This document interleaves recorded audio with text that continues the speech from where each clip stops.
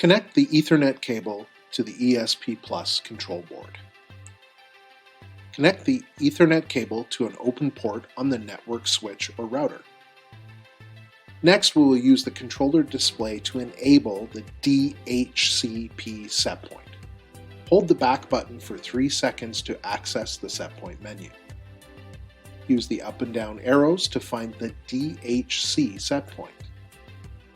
Press and release Enter to display the current setting. Use the up and down arrows to find Enable, ENA. Press and hold the Enter button for 3 seconds to confirm the setting and enable DHCP. Press the back button a few times to return to the default display. You will need to find and record the IP address for the controller. Use the up and down arrows to scroll through the controller variables until the IP settings are found.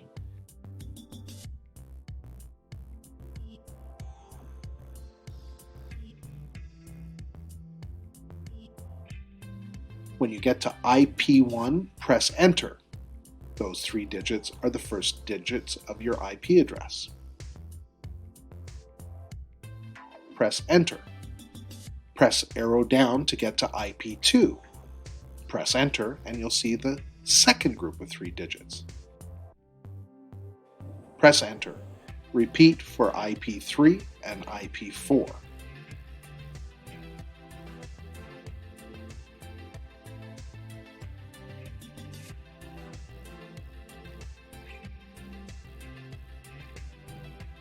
You now have the IP address for your ESP Plus controller. On a computer connected to the same network as the ESP Plus controller, open any browser, either wired or wireless. Enter the controller IP address into the address bar of the browser and press Enter. The controller home page should now be displayed. If the controller web page does not load, additional setup support or IT support may be required.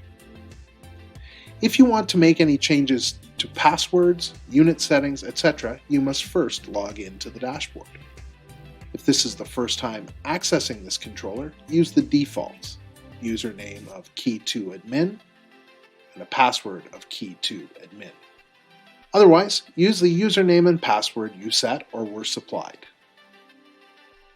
For more information and support materials for the ESP Plus, visit our website at t-rp.com/ESP.